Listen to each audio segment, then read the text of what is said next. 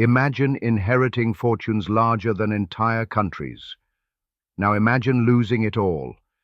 This is the incredible story of how America's most powerful old money dynasties, from the Vanderbilts to the Pulitzers, lost everything.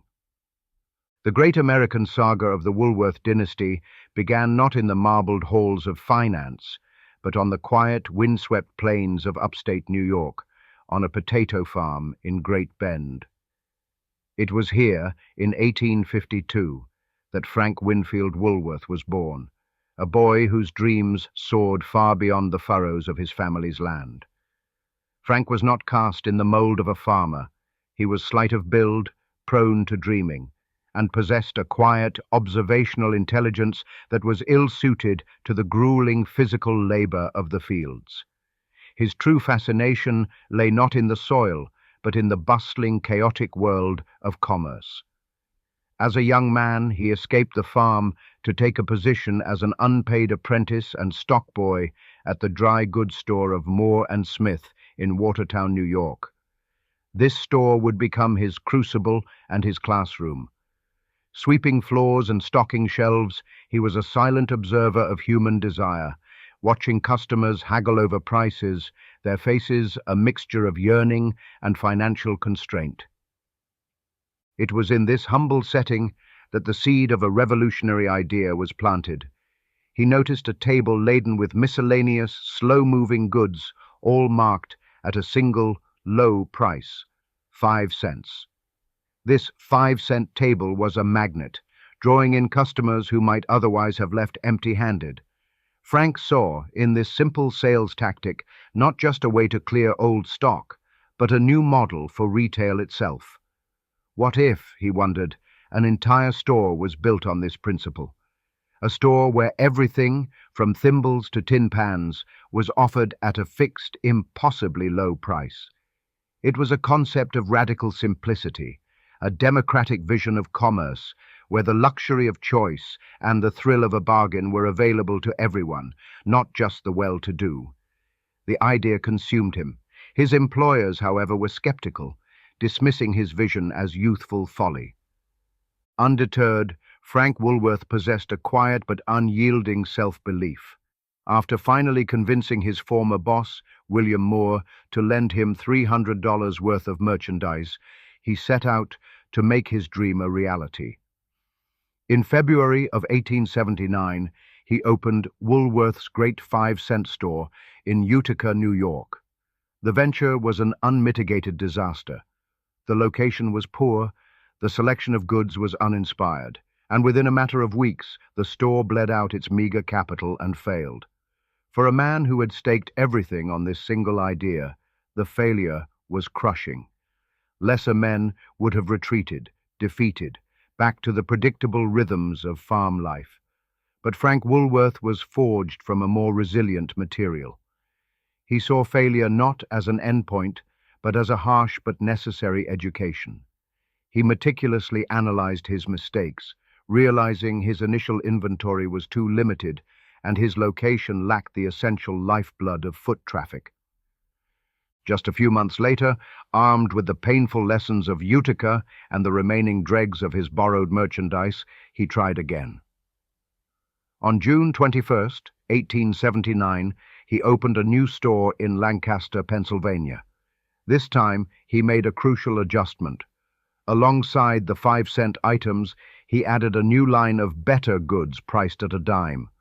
The Woolworth's 5 cents and 10-cent store was born, and with it, a retail revolution. Lancaster, with its bustling town square, proved to be the perfect incubator. The public, captivated by the novelty and the promise of a bargain, flocked to his store. On the first day, he sold nearly a third of his entire inventory. The quiet farm boy from Great Bend had finally found his calling. The success in Lancaster was not just a victory, it was a proof of concept, the spark that would ignite one of the world's great commercial empires. The F.W. Woolworth Company grew with the explosive force of a supernova. Frank's 5 and dime model was perfectly attuned to the spirit of a rapidly industrializing America. It was a business built for the masses, for the factory workers and clerks and homemakers who had a few pennies to spare and a desire for the small novelties and practical goods that made life a little brighter. Frank was not just a merchant. He was a retail visionary, a showman who understood the psychology of the shopper with an almost intuitive genius. He pioneered practices that would become the bedrock of modern retail. He bypassed wholesalers, going directly to manufacturers to buy goods in massive quantities, allowing him to keep his prices astonishingly low. He designed his stores to be bright, welcoming, and easy to navigate, with goods displayed on open counters where customers could touch and examine them, a radical departure from the traditional model where merchandise was kept behind the counter, accessible only with the help of a clerk. Shopping at Woolworths was an experience, a treasure hunt, a form of democratic entertainment. By the early 20th century, the iconic red and gold Woolworths sign was a fixture on the main streets of virtually every town and city in America, and was rapidly expanding into Britain and Europe. The company's growth was relentless, its profits astronomical. Frank Woolworth had become a titan of industry, a man whose personal fortune was as vast as his commercial empire. The ultimate monument to his success, a physical embodiment of his journey from farm boy to plutocrat, was the Woolworth Building in New York City. Completed in 1913, it was a soaring, neo-Gothic masterpiece that pierced the Manhattan sky, at 792 feet the tallest building in the world. Frank, in a gesture of supreme financial confidence, paid the entire $13.5 million construction cost in cash. Dubbed the Cathedral of Commerce, it was a temple dedicated to the power of the nickel and dime. Its lobby was a symphony of excess, with vaulted ceilings glittering with golden mosaics, gleaming marble walls, and stained glass windows. Whimsical gargoyles carved in the likeness of Frank, counting his dimes, and his architect, Cass Gilbert, holding a model of the building, adorned the space.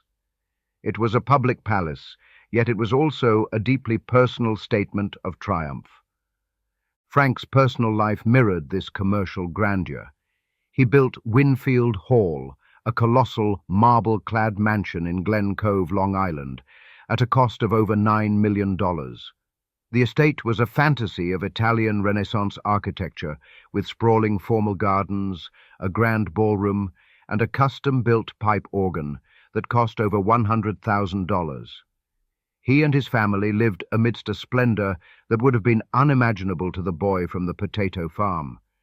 The Woolworth name was no longer just a brand. It was a dynasty, a symbol of the limitless possibilities of the American dream. While Frank Woolworth was the architect of the fortune, the most indelible and tragic figure in the family's saga would be his granddaughter, Barbara Hutton. Born in 1912, she was the only child of Frank's daughter, Edna, and Franklin Laws Hutton, a co-founder of the E.F. Hutton and Company brokerage firm. Barbara's life of immense privilege was shadowed from the very beginning by profound tragedy. When she was just 4 years old, her mother, Edna, died by suicide, a devastating event that would leave Barbara with a lifelong sense of abandonment and a desperate yearning for love. She was discovered by a servant, a traumatic memory that haunted her for the rest of her life.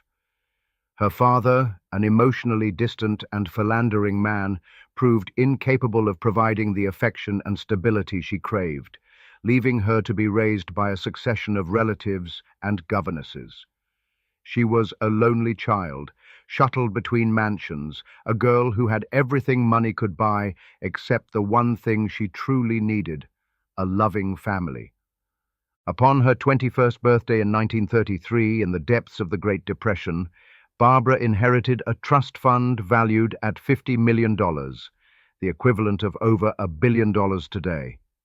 The press, fascinated by her beauty, her wealth, and her inherent sadness, dubbed her the poor little rich girl, a label that would follow her for life.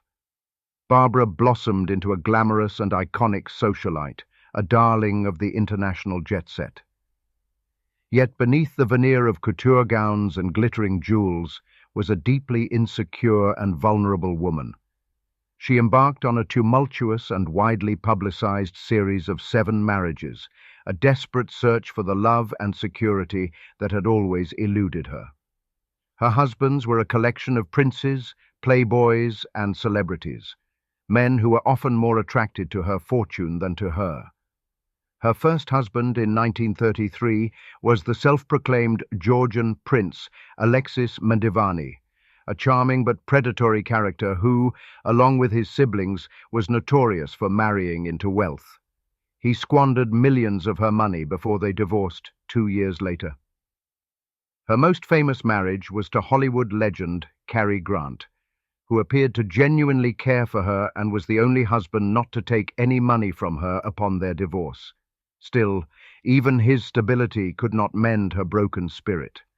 Her other husbands included the German Count Kurt von Haugwitz-Reventlow, with whom she had her only child, a son named Lance, and the notorious Dominican playboy and diplomat Porfirio Rubirosa.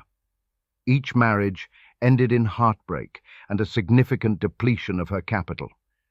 The erosion of the Woolworth fortune occurred on 2 parallel tracks: the spectacular personal immolation of Barbara Hutton's inheritance and the slow systemic decay of the retail empire that had generated it. Barbara's spending habits were the stuff of legend. She was both pathologically generous and wildly extravagant, a dangerous combination for even the largest of fortunes. She bought magnificent homes around the world, including a palace in Tangier, Morocco, and a Japanese-style mansion in Cuernavaca, Mexico. Her collection of jewelry was among the finest in the world, including a string of pearls that had once belonged to Marie Antoinette and the famous Romanov emeralds. She thought nothing of buying a new Rolls-Royce every year or hosting parties that cost tens of thousands of dollars. Her generosity was often a tool to buy affection, showering her husbands and friends with lavish gifts, from priceless art to private airplanes. She was surrounded by a coterie of sycophants and advisers who profited handsomely from her profligacy, encouraging her worst impulses and mismanaging her finances. By the 1960s, her vast fortune had begun to visibly hemorrhage. Simultaneously, the F.W. Woolworth Company, the seemingly eternal engine of the family's wealth, was beginning to sputter. The 5 and dime model, so revolutionary in its time, had become a relic. The post-war boom saw the rise of American suburbia and the creation of a new retail landscape dominated by sprawling shopping malls. Woolworth's, with its aging downtown stores, was slow to adapt. New, more aggressive competitors like Kmart and Walmart emerged, mastering the art of big-box discount retail and offering a wider selection of goods at even lower prices. The management of Woolworths became complacent, failing to innovate or respond effectively to the changing tastes of the American consumer. The company that had once been a symbol of value and modernity began to seem tired and out of touch. Throughout the 1970s and 80s, the company struggled, closing hundreds of stores and attempting failed rebranding efforts. The decline was slow but inexorable. For Barbara, the final decades were a tragic descent into isolation, addiction, and illness. Her only son, Lance Reventlow, was killed in a plane crash in 1972, a final devastating blow from which she never recovered. Her health, ravaged by years of anorexia, alcohol, and drug abuse, deteriorated completely. She became a skeletal recluse, living out her final years in a suite at the Beverly Wilshire Hotel in Los Angeles, a lonely figure surrounded by the ghosts of her past and the remnants of her squandered wealth. The rise and fall of the Woolworth dynasty serves as one of history's most potent cautionary tales about the ephemeral nature of wealth. The name Woolworth, once a hallmark of American ingenuity and the power of the common man's dollar, became, through the tragic lens of Barbara Hutton's life, a byword for excess, waste, and the profound emptiness of a life dedicated to materialism. The public perception shifted dramatically over the decades. Frank Woolworth was celebrated as a folk hero of capitalism, a man who built an empire from nothing. Barbara Hutton became a figure of public fascination, a subject of both pity and scorn, her life a serialized drama played out in the tabloids.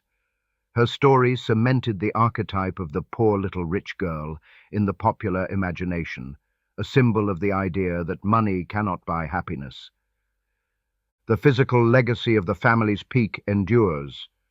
The magnificent Woolworth building still graces the New York skyline, a silent, beautiful monument to a bygone era of commercial ambition and architectural grandeur. It stands as a reminder of the solid, tangible empire Frank Woolworth built. Yet, the more resonant legacy is the intangible one, the story itself. It is a narrative that explores the deep chasm between creating wealth and inheriting it, between a life of purpose and a life of pleasure. The F.W. Woolworth Company finally closed its last stores in the United States in 1997, the official end of an era. The company that had once defined Main Street America quietly faded into history. When Barbara Hutton died in May of 1979 at the age of 66, her once staggering fortune had been almost entirely depleted. Reports suggest she had only a few $1,000s left to her name. With the tragic death of her son Lance, there were no direct descendants to carry on her line or to inherit what little remained. The great Woolworth fortune, built on millions of nickels and dimes, had been spent down to its last penny. Other branches of the Woolworth family exist, but they do not control any significant portion of the original dynastic wealth. The era of the Woolworths as a financial powerhouse was definitively over. The story of the Woolworths, and particularly of Barbara Hutton, is a profound and somber reflection on the human condition. Frank Woolworth's life was a testament to the power of vision, resilience, and hard work. He created not just a fortune, but a new way of life for millions of consumers. His granddaughter's life, however, demonstrates that wealth passed down without a corresponding sense of purpose or a foundation of emotional security can become a curse rather than a blessing. It is a weight that can crush the spirit, a gilded cage that isolates its occupant from genuine human connection. The dramatic arc of the Woolworth family, from a humble potato farm to the world's tallest building and then to a lonely hotel room, is a timeless and tragic reminder that true worth is not measured in dollars and cents, but in the richness of a life well lived. The name Vanderbilt resonates in American history not as a whisper, but as a thunderclap. It speaks of a fortune so monolithic it challenged the resources of the nation itself, and of a dynasty whose rise and fall remains the archetypal story of American ambition and decay. The saga begins not with a financier in a tailored suit, but with a rough, belligerent, and barely literate young man from the marshy shores of Staten Island. Cornelius Vanderbilt, born in 1794 to a family of modest Dutch farmers, was a force of nature. He was driven by a ferocious, elemental ambition, possessing a physical strength and a cunning intellect that were honed on the cutthroat waters of New York Harbor. His formal education was a fleeting affair, ending at age 11. His real schooling came at the helm of a boat. At the age of 16, with a $100 loan from his mother, a sum he was required to earn back by plowing and planting an 8-acre field, he purchased his first vessel, a small two-masted sailing boat known as a periauger. With this humble craft, he established a passenger and freight ferry service between Staten Island and Manhattan. The business was an immediate reflection of its owner, relentless, aggressive, and ruthlessly efficient. He undercut his competitors' fares, worked punishingly long hours, and navigated the treacherous currents of the harbor with a skill that earned him the nickname the Commodore by the time he was 20. He was a man who understood competition in its most Darwinian sense. There was no room for sentiment, only victory. The Commodore, however, possessed a vision that saw far beyond the sails of his small fleet. He recognized the revolutionary power of steam and embraced the new technology with a convert's zeal. Selling his sailing vessels, he plunged into the steamboat business, building faster, more opulent, and more reliable ships than anyone had ever seen. He shattered existing monopolies, most famously the one held by Robert Fulton on the Hudson River, by slashing fares and running his boats with a clockwork precision that his rivals could not match. His empire expanded beyond New York, dominating coastal trade routes. During the California Gold Rush, in a stroke of strategic genius, he established a steamship and land transit route through Nicaragua that was faster and cheaper than the established passage across Panama, earning him millions and cementing his status as a national transportation magnate. He was not just in the business of ships, he was in the business of empire building. As he entered his late 60s, an age when most titans of industry contemplate retirement, the Commodore executed the most brilliant strategic pivot of his career. The Civil War had illuminated the paramount importance of railroads for the nation's future. With the same decisiveness he had shown his entire life, he began systematically liquidating his vast shipping interests and pouring his capital into the iron arteries of the nation, the railroads. He approached this new industry with his signature predatory tactics. Starting with the acquisition of the New York and Harlem Railroad, he used stock market manipulation and brutal corporate warfare to seize control of the rival Hudson River Railroad and, ultimately, the New York Central Railroad. He consolidated these lines into one of the first giant corporations in American history, a sprawling and hugely profitable network that gave him a stranglehold on rail traffic into the vital port of New York City. When Cornelius Vanderbilt died in 1877, he was the wealthiest man in America, leaving behind a fortune estimated at over $100 million. In today's terms, his wealth as a share of the nation's economy would be valued in the hundreds of billions of dollars. He had, against all expectations, bequeathed the vast majority of this fortune, some $95 million, to his eldest son, William Henry Vanderbilt, a man he had long dismissed as a blatherskite and a disappointment. Yet William Henry proved to be a remarkably shrewd and capable custodian of the family empire. In the mere 8 years before his own death, he managed to double the Vanderbilt fortune to nearly $200 million, solidifying the family's economic dominance. It was under William Henry and his children, the third generation, that the Vanderbilts reached their absolute pinnacle of social and cultural influence. The Gilded Age was dawning, and the Vanderbilts were its sun kings. The family's focus shifted from the gritty accumulation of wealth to its spectacular, almost theatrical, display. They embarked on an architectural spending spree that remains unparalleled in American history. A section of Fifth Avenue in Manhattan became known as Vanderbilt Row, as one Vanderbilt scion after another built colossal chateaus and palaces, each more ornate and expensive than the last. These were not homes, they were declarations of dynastic power. This quest for grandeur reached its zenith in the seaside town of Newport, Rhode Island, where the family built their legendary summer cottages. The most magnificent of these was the Breakers, a 70-room Italian Renaissance palazzo built by Cornelius Vanderbilt II. A pleasure dome of imported French and Italian marble, platinum leaf walls, and baccarat crystal, it was a residence built to rival the royal palaces of Europe, a jaw-dropping testament to a fortune that seemed limitless. The Vanderbilt saga is populated by a cast of unforgettable characters. At its head stands Cornelius, the Commodore Vanderbilt, the profane, tobacco-chewing patriarch whose raw genius built the empire from nothing. He was a man of simple tastes who cared little for society, art, or luxury, focusing with a monomaniacal intensity on the acquisition of power and money. His son, William Henry Vanderbilt, was his opposite in temperament, quiet, diligent, and methodical.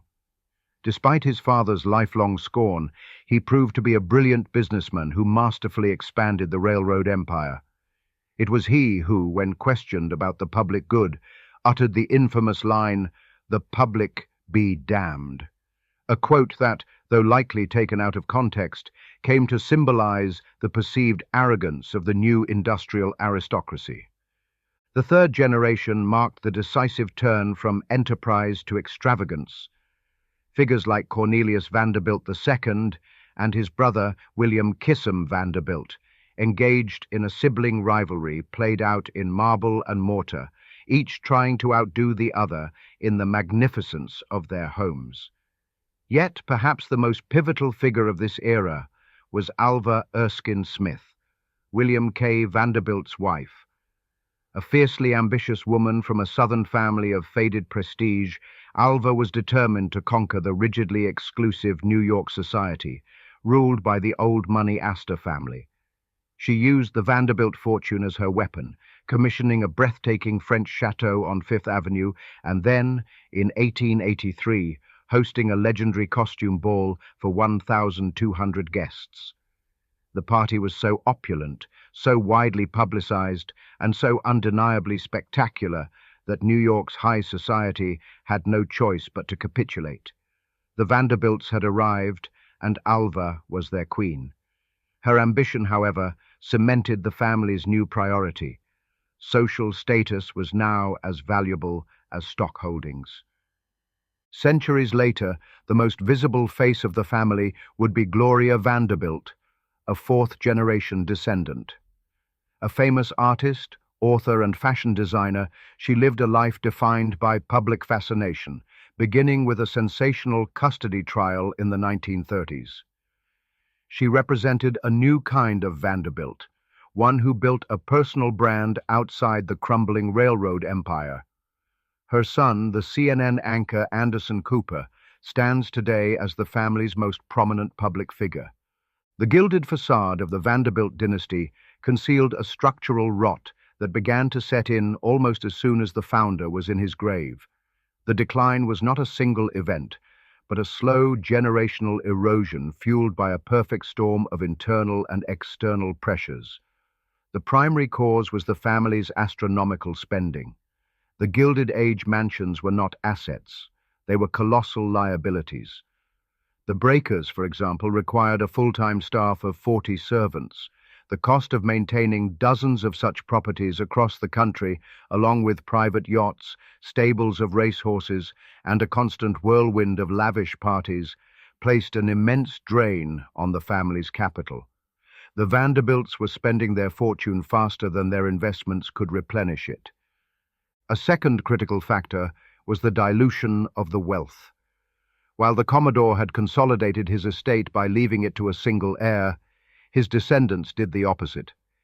Each generation divided the remaining fortune among an increasing number of children.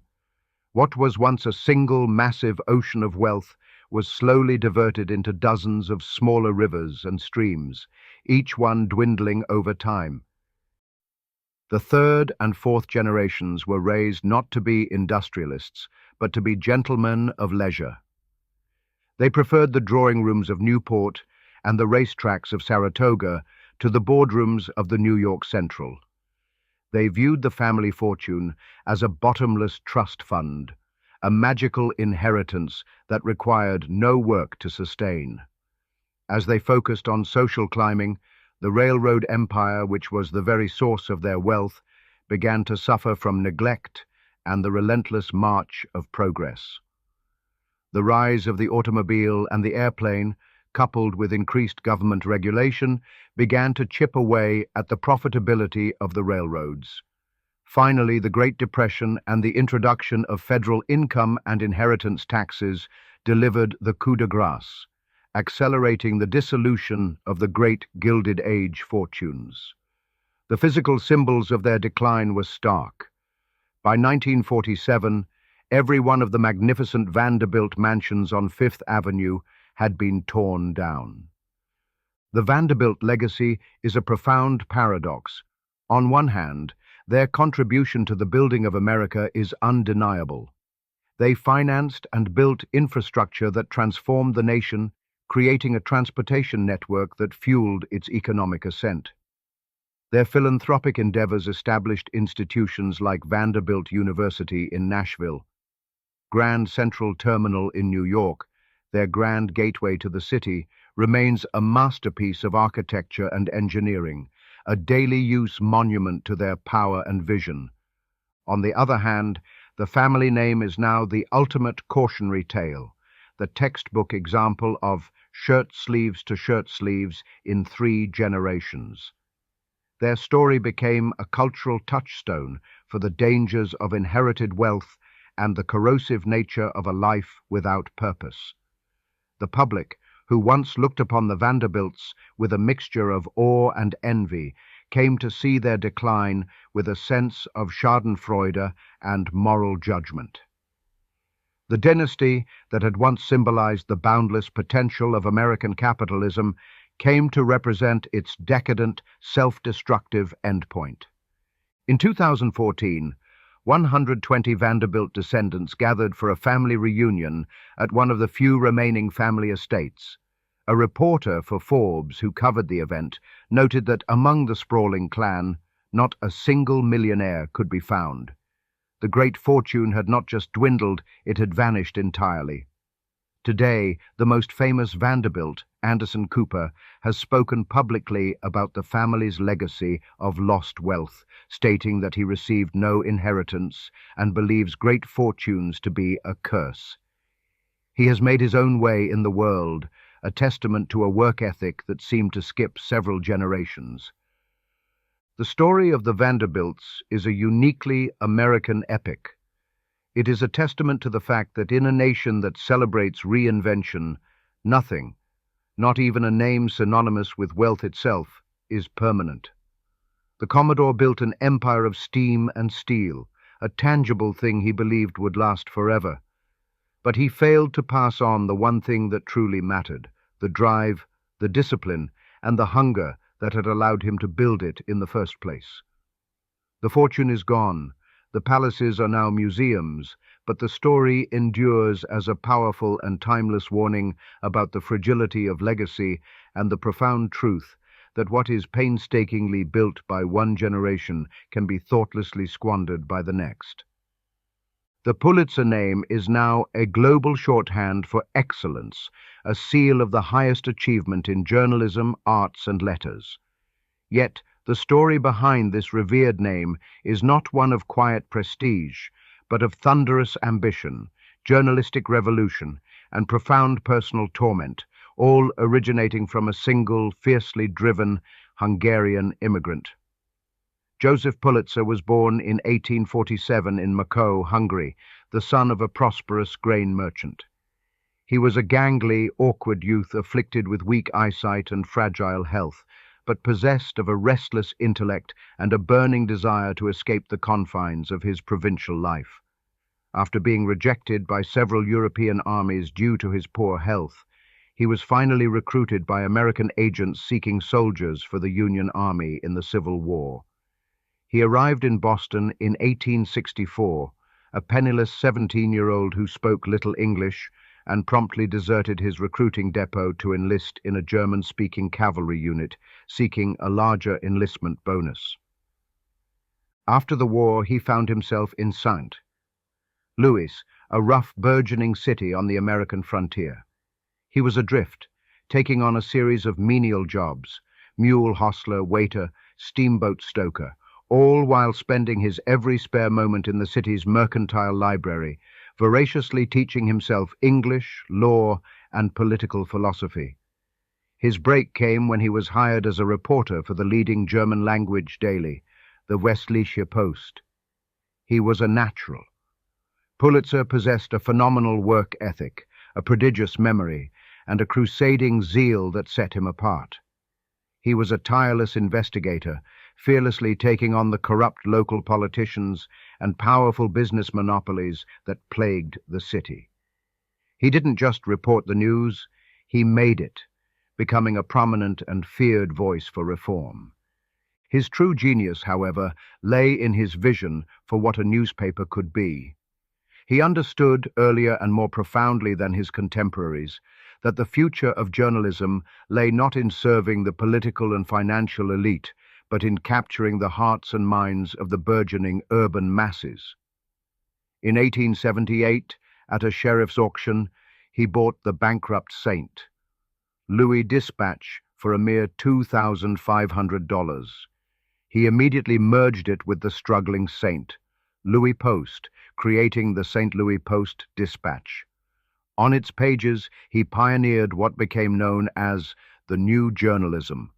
It was a potent and hugely profitable cocktail. One part muckraking, investigative reporting, and fiery populist editorials. Another part sensationalism, featuring lurid headlines, dramatic illustrations, and a relentless focus on crime, scandal, and human interest stories. The paper was a voice for the common man, a crusader against corruption, and an unput-downable daily drama. It became wildly successful, making Joseph Pulitzer a wealthy and powerful man. But St. Louis was too small a stage for his ambitions. He set his sights on the media capital of the world, New York City. In 1883, Pulitzer purchased the New York World from the financier Jay Gould. The paper was a perennial money loser, a journalistic afterthought. Pulitzer, now a seasoned media magnate, applied his St. Louis formula on a grand scale. He turbocharged the world with sensationalism, crusades, and stunts. He sent his star reporter, Nellie Bly, on a record-breaking trip around the world in 72 days and on an undercover mission to expose the horrific conditions inside a women's asylum. He filled the paper's pages with bold headlines, vivid illustrations, and the first-ever color comic strips, most famously The Yellow Kid, which would give a name to the era's sensationalist press, yellow journalism. He simultaneously used the world as a powerful political instrument, championing the cause of immigrants and the working class, and successfully crusading to raise the public funds needed to build the pedestal for the Statue of Liberty. The results were astonishing. Under Pulitzer, the New York World circulation exploded, becoming the largest in the country. He had created a media empire that made him immensely wealthy and arguably the most powerful man in America, second only to the president. His rivalry with the upstart publisher William Randolph Hearst, who bought the competing New York Journal and shamelessly copied Pulitzer's methods, escalated into a legendary circulation war. The two men used their papers to whip up public fervor for the Spanish-American War in 1898, a conflict many historians believe was significantly fueled by their jingoistic and often factually dubious reporting. This immense success, however, came at a terrible personal cost. Pulitzer's already fragile health completely collapsed under the strain of his relentless work. His eyesight failed, leaving him legally blind, and he developed an acute nervous disorder that made him pathologically sensitive to noise. He became a tormented recluse, directing his newspaper empire from soundproofed rooms in his Fifth Avenue mansion or from the deck of his massive steam yacht, the Liberty, as he restlessly sailed the world in a futile search for silence. It was in this period of gilded isolation, contemplating his legacy, that he conceived of his greatest contribution. He had built his fortune on sensationalism, but he wanted to be remembered for elevating his profession.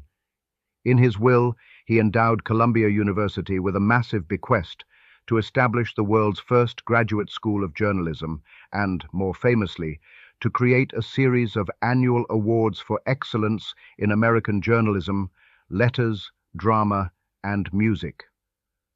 The Pulitzer Prizes, first awarded in 1917, would become his enduring monument, a name synonymous not with yellow journalism, but with integrity and artistic merit.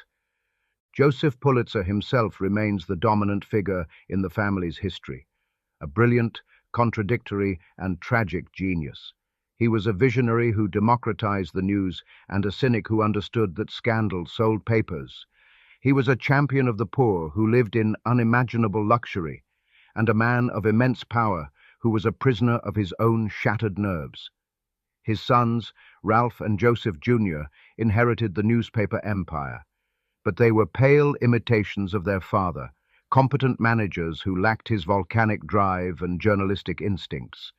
For generations, the Pulitzer name was associated primarily with the prizes and the respectable, if declining, newspaper chain.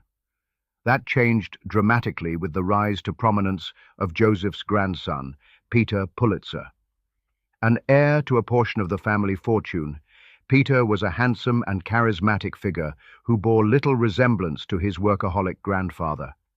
He settled in the sun-drenched, high society enclave of Palm Beach, Florida, living a life of leisure defined by sport fishing, hunting, and socializing. He was a man who had inherited the rewards of a great empire without any of the responsibility for building it. In 1976, Peter married Roxanne Renkens, a beautiful and vivacious woman from a modest background. Roxanne was embraced by Palm Beach society, becoming a prominent hostess and a fixture in the gossip columns. She and Peter, with their twin sons, seemed to be the picture of dynastic glamour. They lived a life of casual opulence, flitting between their elegant home, their private yacht, and the exclusive clubs of the island. But beneath the sun-kissed surface of their marriage, a toxic brew of resentment and excess was simmering, ready to explode into one of the most scandalous episodes in the history of American high society. The Pulitzer family's fall from public grace was not a slow financial bleed, but a sudden, spectacular reputational immolation. The catalyst was the 1982 divorce trial of Peter and Roxanne Pulitzer. What began as a private marital dispute escalated into a full-blown media circus, a lurid public spectacle that would forever stain the family name. The trial, held in a packed Palm Beach courtroom, became the hottest ticket in town, with reporters from around the world descending to chronicle every sordid detail. The accusations leveled by both sides were breathtaking in their depravity. Peter accused Roxanne of being a cocaine addict, a neglectful mother, and of having numerous affairs, including a lesbian relationship with a local bakery owner. Roxanne countersued, claiming Peter was a cruel and controlling husband who had engaged in an incestuous relationship with his own adult daughter from a previous marriage. She testified to participating in bizarre occult rituals and seances with Peter and his friends.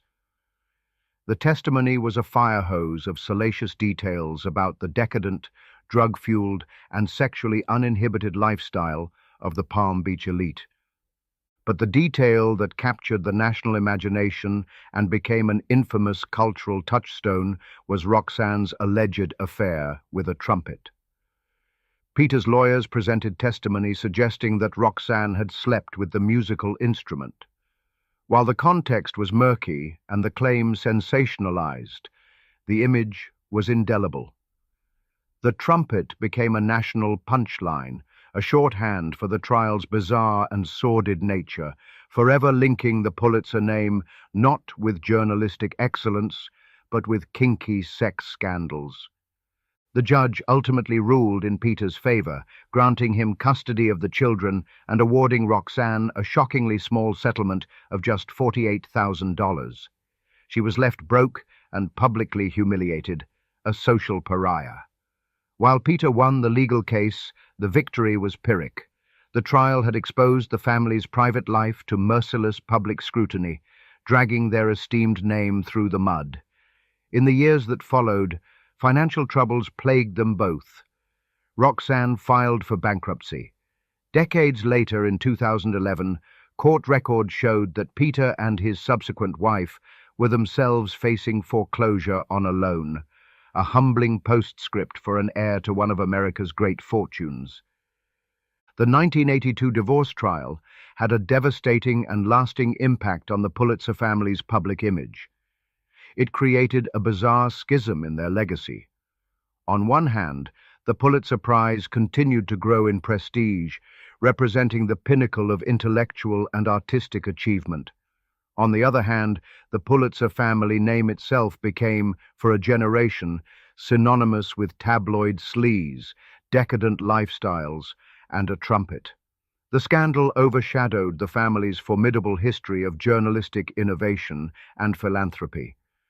Joseph Pulitzer, the crusading populist, would have been horrified to see his name associated with the very kind of sensational private scandal he often published, but rarely embodied. The story highlights the profound vulnerability of a family legacy. A reputation for integrity, built over a lifetime of hard work and visionary thinking, could be grievously wounded by the personal failings of a single generation living a life of aimless leisure. The public narrative shifted from Joseph the empire builder to Peter and Roxanne the scandal-plagued socialites. Today, the Pulitzer family is a large and diffuse clan. The centralized media empire is long gone, sold off in pieces over the years as the newspaper industry consolidated and declined. While the family remains wealthy, there is no single dynastic Pulitzer fortune comparable to the one Joseph commanded. His descendants are scattered across various professions, living largely private lives. Peter Pulitzer died in 2018 at the age of 88. His life defined more by the infamous divorce than by any personal or professional achievement. Roxanne Pulitzer, after years of struggle, proved to be a survivor. She wrote a tell-all memoir, leveraged her notoriety into a fitness business, and rebuilt her life far from the glare of Palm Beach society. The Pulitzer story is a unique tale of a lost fortune, not one lost to profligate spending, but one whose value was debased by scandal. Joseph Pulitzer bequeathed to his heirs not just money, but a name that stood for public trust and intellectual rigor.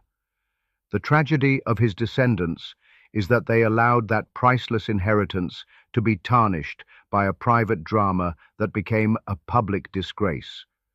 The Pulitzer Prize endures as a testament to the founder's highest ideals, but the family's story serves as a potent reminder that a great name is the most fragile heirloom of all.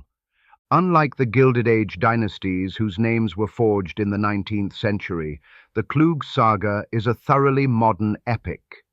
It is not a story of inherited wealth slowly decaying over generations, but of a colossal first-generation fortune created by a single brilliant mind, and then a significant portion of it lost in a single spectacular flameout. The architect of this empire was John Werner Klug, a man whose life was a testament to the enduring power of the American immigrant narrative. He was born in 1914 in Chemnitz, Germany, into a world on the brink of chaos. His father, an engineer, was killed in World War I, and in 1922 his mother brought him to Detroit after marrying a German-American. Young John was an outsider, a German-speaking boy in the industrial heartland of America, a circumstance that ignited in him a ferocious, lifelong drive not merely to succeed, but to dominate. Klug's intellect was his primary asset. He was prodigiously bright, a voracious reader with a mind like a steel trap. He worked his way through Columbia University on a scholarship, earning a degree in economics in 1937. After serving as a captain in U.S. Army intelligence during World War II, a role that sharpened his already formidable analytical skills, he embarked on a series of diverse entrepreneurial ventures. He bought and sold radio stations, invested in real estate, and ran a food brokerage. These were not random dalliances. They were his postgraduate education in deal-making, each venture adding to his arsenal of business acumen and providing the capital for his next move. The venture that would transform him from a successful multimillionaire businessman into a titan of global media began in the 1950s. Klug and a group of partners took control of the Metropolitan Broadcasting Corporation, a struggling company with a handful of minor television and radio stations. Where others saw a failing enterprise, Klug saw a platform for a revolution. He understood with visionary clarity the nascent power of television. He took the helm, renamed the company Metromedia, and began a relentless campaign of acquisition. He was a master of the leveraged buyout, using debt as a tool to purchase independent television stations in major markets like New York, Los Angeles, and Chicago, creating a powerful network that could challenge the established dominance of ABC, CBS, and NBC. He was a shrewd, unsentimental negotiator and a brilliant strategist who understood that in the new media landscape, content was king.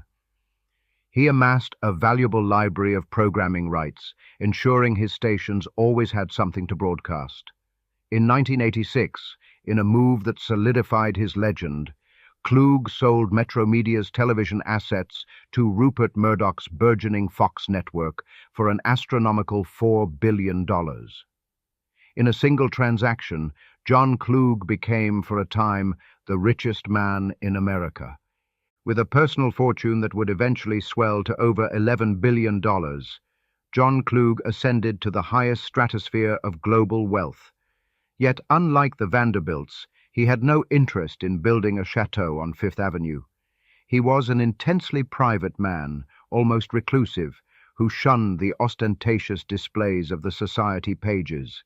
He was an intellectual, a serious art collector, and one of the most significant philanthropists of his era, giving away hundreds of millions of dollars, including a staggering endowment to his alma mater, Columbia University, that remains one of the largest gifts ever made to a single institution of higher learning.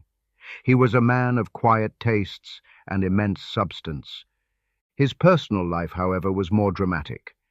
It was his third wife, Patricia Klug, who would become the public face of the Klug fortune, and ultimately the central figure in its partial undoing.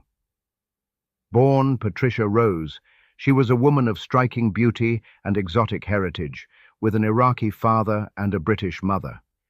She had lived a colorful life as a model and sometime actress before meeting the billionaire tycoon, who was nearly 3 decades her senior.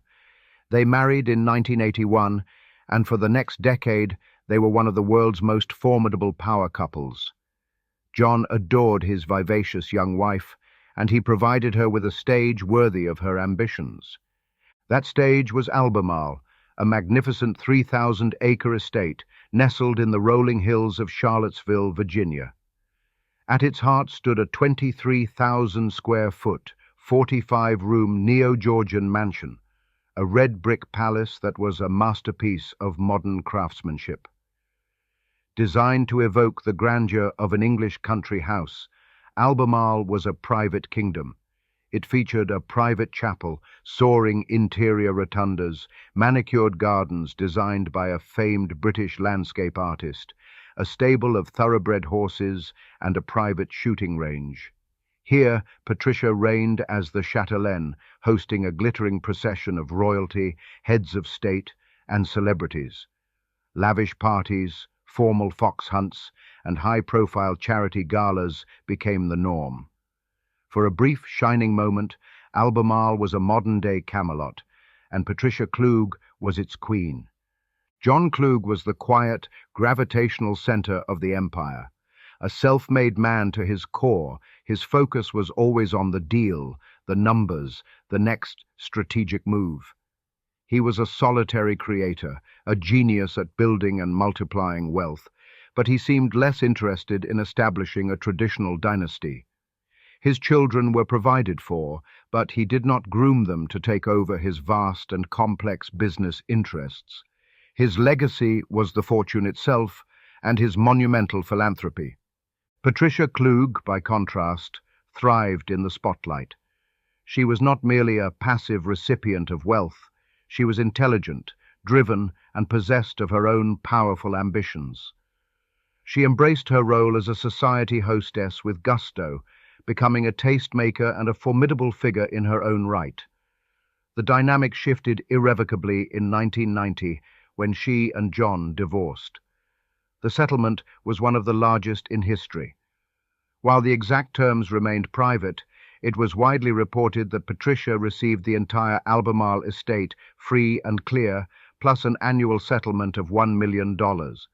In an instant, she was transformed from the wife of a billionaire into one of the wealthiest women in America, with assets valued at over $100 million.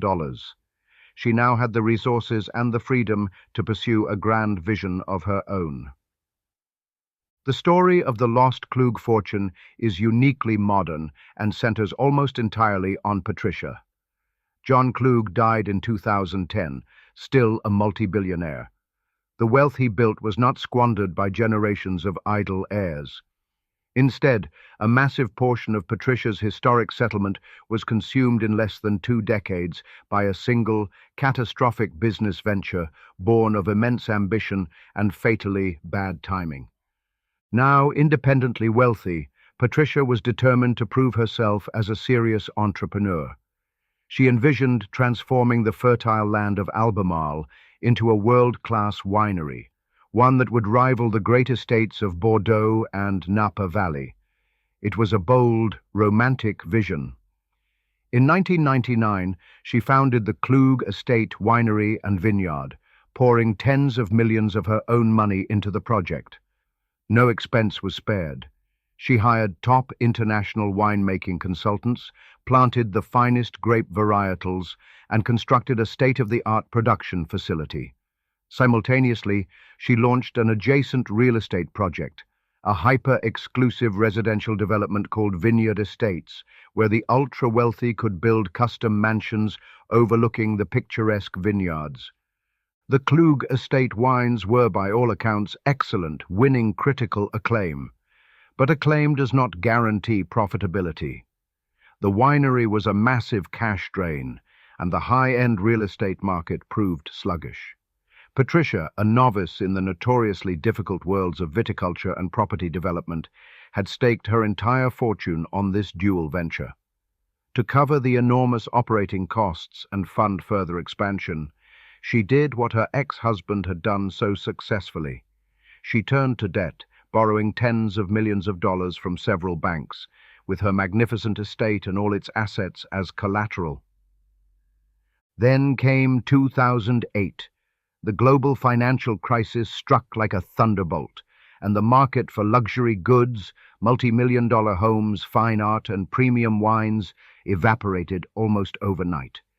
Patricia Klug was caught in a perfect storm. Her income streams dried up, her property values plummeted, and her massive debts came due. The situation quickly became desperate.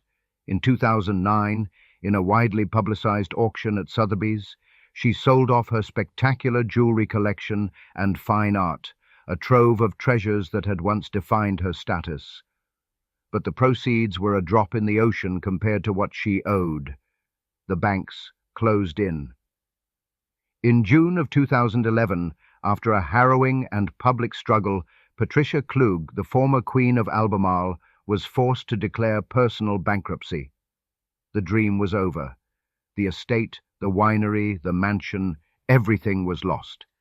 John Klug's legacy as one of the 20th century's great self-made entrepreneurs and philanthropists remains secure. His story is a powerful affirmation of the American dream. The story of the lost Klug fortune, however, will forever be Patricia's story. It is a cautionary tale, but a very different one from that of the Vanderbilts or Woolworths. Her fortune was not lost to idle profligacy, drug addiction, or generational decay. It was lost in the pursuit of a new dream, incinerated by entrepreneurial hubris, inexperience, and a catastrophic turn of the global economy. Her public image shifted from that of a glamorous trophy wife to a figure of sympathy and fascination, a modern Icarus who had flown too close to the sun. The final, ironic chapter of her story was written by another flamboyant real estate mogul. The Klug Estate Winery and the magnificent Albemarle Mansion were purchased out of foreclosure by Donald J. Trump for a fraction of their original value. Today, they operate as the Trump Winery and Albemarle Estate at Trump Winery. The stage Patricia built for her own dynasty now bears the name of another.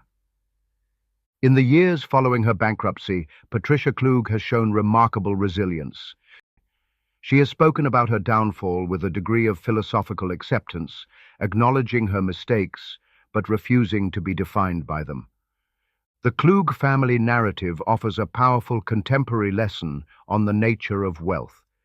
It demonstrates that a fortune, even one of the largest imaginable, provides no immunity from the fundamental principles of business and the brutal realities of the market.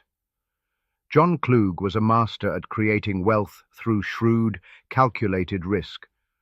Patricia Klug, in trying to emulate that spirit, took on a risk that was too great, too concentrated, and too leveraged. Her story is a stark reminder that it is one thing to inherit or be given a great fortune, and another thing entirely to possess the wisdom, discipline, and perhaps most importantly, the luck required to preserve it, let alone grow it. The story of the Selfridge fortune is the story of a single, incandescent personality, a man who did not merely build a business, but who reimagined the very act of commerce itself, transforming it from a mundane transaction into a dazzling form of public theater. Harry Gordon Selfridge, born in Ripon, Wisconsin in 1858, was the quintessential American showman, a whirlwind of energy and ideas destined to leave an indelible mark on the world. His early life was modest. His father, a Civil War veteran, abandoned the family shortly after his return from the war, leaving Harry to be raised by his devoted mother, a schoolteacher who instilled in him a powerful sense of ambition and a belief in the importance of presentation. Young Harry was a born entrepreneur, delivering newspapers and leaving school at 14 to work in a bank. But his destiny did not lie in the quiet, ordered world of finance. It lay in the dynamic, chaotic, and rapidly evolving world of retail. His journey began in earnest in 1879 when, at the age of 21, he walked into the Chicago department store of Marshall Field, a formidable institution that was the standard-bearer of American retail. Starting as a lowly stockboy, Selfridge's talent was immediately apparent. He was a volcano of ideas, a man who saw not just bolts of fabric and stacks of merchandise, but possibilities. He possessed an innate understanding of human desire and a flair for marketing that was years ahead of its time. At Marshall Fields, Selfridge rose through the ranks with astonishing speed. He was a relentless innovator, constantly challenging the staid conventions of 19th-century retail. He championed the idea of dramatic window displays, turning the store's facade into a captivating spectacle that drew in passers-by. He pushed for the elegant display of merchandise on open counters, allowing customers, particularly women, to touch and examine goods freely without the intimidating mediation of a clerk. He famously coined or popularized the phrase, "The customer is always right," a revolutionary concept that placed the consumer at the center of the retail universe. He also understood the power of advertising, placing the first full-page newspaper ads for the store. By the time he was in his early 30s, he had become a junior partner at Marshall Fields, a wealthy man in his own right, and one of the most respected and forward-thinking merchants in America. He had helped transform Marshall Fields into the most profitable department store in the world. But for a man of Harry Selfridge's boundless ambition, being a partner was not enough. He wanted his own stage, a place where his vision could be realized without compromise. After a period of restless retirement following his departure from Marshall Fields, Selfridge found his new stage not in America, but across the Atlantic, in the grand imperial city of London. On a visit in 1906, he was struck by the quality of London's shops, but dismayed by their lack of imagination. He saw an opportunity to introduce his American-style showmanship to the more reserved British public. He decided to build his own department store from the ground up, a temple of commerce on a scale London had never seen. He secured a location at the then unfashionable western end of Oxford Street, a move many considered reckless, and poured his entire fortune into the venture. On March 15, 1909, Selfridges opened its doors. It was an immediate sensation. Selfridges was not merely a store, it was a social and cultural destination. The building itself was a magnificent, steel-framed palace with the largest glass windows in Britain. Inside, Selfridge orchestrated a retail experience that was pure theatre. He declared, a store should be a social centre, not merely a place for shopping. He installed restaurants, a library, reading and writing rooms, a first aid station, and even a quiet room for customers to relax. He brought the merchandise out into the open, creating lavish displays and encouraging customers to browse and dream. He understood that selling a product was about selling a lifestyle, an aspiration. The ground floor was a dazzling bazaar of perfume and cosmetics, placed strategically at the entrance to entice customers with glamorous scents and the promise of beauty, an innovation that became a global standard. He was a marketing genius, a master of the grand gesture. When Louis Blériot became the first person to fly across the English Channel in 1909, Selfridge persuaded him to exhibit his plane at the store. Over 150,000 people flocked to see it. He championed new technologies, holding the first public demonstration of television within his store in 1925. He created elaborate artistic window displays that became famous throughout London, stopping traffic on Oxford Street. He relentlessly advertised, his clever conversational copy changing the tone of British retail marketing. Dubbed Mile-a-Minute Harry for his boundless energy, he became a celebrity in his own right, a figure as famous as his store. Selfridges thrived, making him a multi-millionaire, with a fortune equivalent to well over $100 million in today's money. He lived a life of commensurate luxury, with a grand home on London's Park Lane, a country estate, a private yacht, and a fleet of chauffeured cars. For 2 decades, Harry Selfridge was the undisputed king of Oxford Street, a man who had not just built a business, but had changed the way a nation shopped. The central figure in this story is, without question, Harry Gordon Selfridge himself. He was a man of dazzling contradictions, a brilliant visionary and a reckless gambler, a devoted family man and a compulsive womanizer, a titan of commerce who was, in the end, a catastrophic failure at managing his own finances. His charm was legendary, his energy infectious, and his belief in the power of publicity was absolute. For much of his life, his immense creative and commercial talents were anchored by his wife, Rose Selfridge, née Buckingham. A member of a prominent Chicago family, Rose was elegant, intelligent, and possessed a quiet strength that provided a crucial counterbalance to her husband's flamboyant excesses.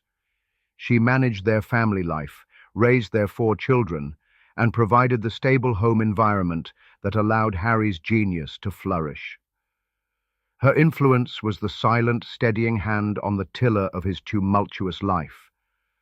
After Rose's tragic death, however, the darker, more impulsive side of Harry's personality was unleashed, with devastating consequences. This period was defined by his association with a new set of influential figures, the Dolly sisters. Jenny and Rosie Deutsch, known professionally as the Dolly sisters, were glamorous Hungarian-American identical twins, international stage stars, and celebrated beauties. They embodied the hedonistic spirit of the Roaring Twenties. Harry, now a lonely and grieving widower in his 60s, became utterly infatuated with them, particularly Jenny. They, in turn, saw him as an endlessly deep pocket. This obsession would become the catalyst for his financial ruin. The unraveling of Harry Selfridge's fortune began with a profound personal tragedy. In 1918, his beloved wife, Rose, died during the Spanish flu pandemic. Her death shattered him, removing the one person who could temper his worst impulses. He plunged into a deep depression, and when he emerged, he seemed a changed man, driven by a desperate, almost frantic need for distraction and excitement. He threw himself into a life of hedonistic excess, seeking solace in the arms of showgirls and the thrill of the casino. His obsession with the Dolly sisters became the focal point of this new, reckless chapter. He showered them with unimaginable luxuries: couture gowns, priceless jewelry, apartments, and cash. His most catastrophic indulgence, however, was funding their shared passion for gambling. Harry and the Dolly sisters became notorious figures at the high-stakes baccarat and roulette tables of Monte Carlo and Deauville. He would often arrive at a casino with a briefcase full of cash, which would be gone by morning. He established a joint bank account for himself and the sisters, which they drained with breathtaking speed.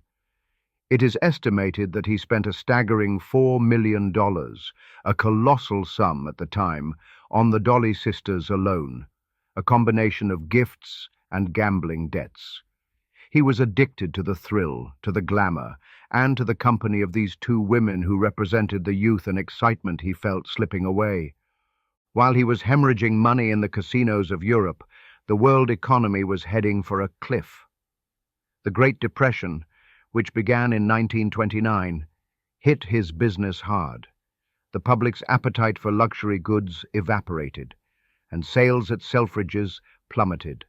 For the first time in its history, the store began to lose money. Harry, however, refused to curtail his extravagant lifestyle. He continued to spend lavishly, convinced that prosperity was just around the corner. He made a series of poor business decisions, taking on massive personal and corporate debt to fund both his lifestyle and his attempts to keep the store afloat. His profligacy and his neglect of the business did not go unnoticed by the store's board of directors. They watched with growing alarm as their founder and chairman drove himself and the company deeper into debt. His personal fortune, once vast, was almost entirely gone. He had sold his country estate and his yacht. He was forced to begin selling his shares in Selfridge's to cover his gambling losses. By the late 1930s, he owed the store itself a massive sum of over £100,000. The board began to sideline him, stripping him of his authority. The final humiliating blow came in 1941. At a board meeting, Harry Gordon Selfridge, the man who had conceived, built, and embodied the great store, was unceremoniously forced out. He was given a modest pension and told not to return. Harry Selfridge's legacy is a stark duality. Professionally, he was a revolutionary whose influence is still felt in every major department store in the world. He pioneered experience-based retail, celebrity endorsements, and the art of the window display. He understood that a store could be more than a place to buy things. It could be a destination, an experience, a dream factory. The magnificent store on Oxford Street, still bearing his name, stands as a testament to his commercial genius. It remains one of the world's most famous and successful department stores, a lasting monument to his vision. Personally, however, his legacy is one of tragedy and ruin. His story is a classic cautionary tale of a great man brought down by his own flaws. The public, who had once adored Mile-a-Minute Harry, the charismatic American showman, watched his slow public decline with a mixture of fascination and pity. His name became synonymous with squandered genius and the destructive power of addiction. He was a man who built an empire based on understanding the desires of the masses, yet he was ultimately destroyed by his inability to control his own. The final years of Harry Selfridge's life were a grim postscript to his era of glory. Stripped of his company, his fortune, and his public standing, he lived in a small rented flat in Putney, a modest suburb of London. He would often travel by bus, a lonely old man, and stand across the street from the magnificent store he had created, looking at the bustling crowds and the glittering windows, a king gazing upon his lost kingdom. He died in 1947 at the age of 89, virtually penniless. His funeral was a small affair, attended by only a handful of people. The great showman's final curtain had fallen in obscurity. The Selfridge family fortune was not diluted over generations. It was created and entirely incinerated by its founder. His children and descendants lived comfortable but not lavish lives, with no great inheritance to speak of. The story of Harry Selfridge is a powerful and poignant tragedy. It demonstrates that genius in one area of life provides no immunity to folly in another. He was a master of public spectacle, but a failure at private discipline. His life is a testament to the idea that even the most brilliant and energetic of men can be brought to ruin when they lose their emotional anchor and succumb to the siren song of their own worst impulses. The great store on Oxford Street is his monument, but his life story is his most enduring and cautionary lesson. These families truly had it all, and then lost everything, proving that no fortune lasts forever. If you enjoyed this video, please make sure to like, subscribe, and let us know which families we should cover next.